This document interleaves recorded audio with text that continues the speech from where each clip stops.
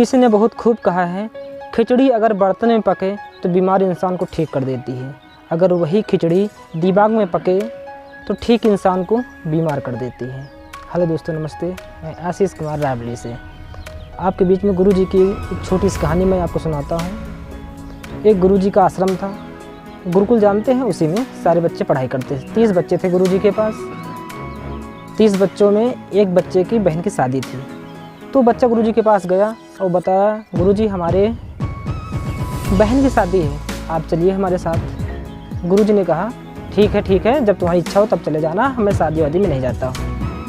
गुरुजी ने साफ मना कर दिया और गुरु से उसने पैसे के विषय में बोला भी नहीं था। तो एक दिन जब टाइम आ गया तो गुरु से अंतिम बार मिलने गया कि गुरुजी मुझे छुट्टी दीजिए, मैं अपने घर जा रहा हूँ और साथ में आप भी चलिए। तो गुरुजी ने कहा, ठीक है, मैं तो जाऊँगा नहीं, तुम जाओ, चले जाओ और ये 5 अनार लेते जाना और इसी से तुम्हारी बहन की शादी बहुत अच्छे से हो जाएगी। और हाँ सुनो, आश्रम से 2 लोगों को साथ में और लेके जाइए, जिससे तुम्हारी वहाँ हेल्प करेंगे, तुम्हारी बहन की शादी में काम काज करने में इनको आसानी होगी। गुरुजी से 5 अनार लिया और साथ में आश्रम से 2 बच्चों को साथ में लेकर चल दिया।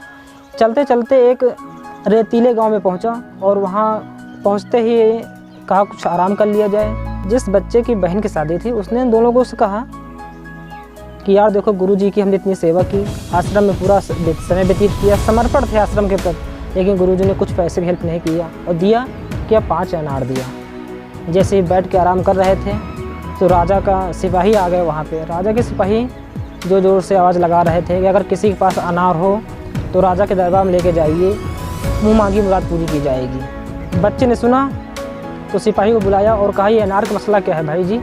उसने कहा कि राजा की लड़की की तबीयत खराब है।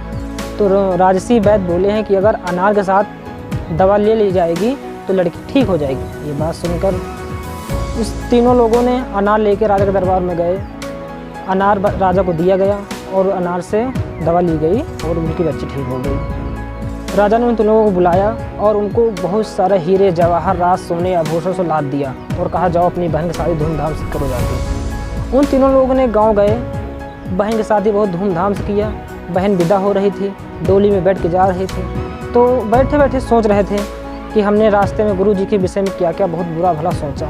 इस तरह गुरुजी के विषय में नहीं सोचना चाहिए। गुरुजी ने हमारी हेल्प किया, हमें नहीं पता था कि हमारी बहन की शादी इन 5 अनारों से हो जाएगी। कहते हैं विश्वास करना सीखो, कोई भी हो, गुरु हो, माता हो, पिता हो, भगवान हो, उस पर विश्वास करना सीखो, तभी तुम्हारे जीवन का कल्याण होगा।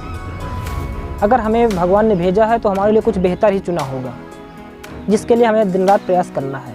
शायद हमारे प्लान से बेहतर उसका प्लान हो, वो प्लान रहता भी है।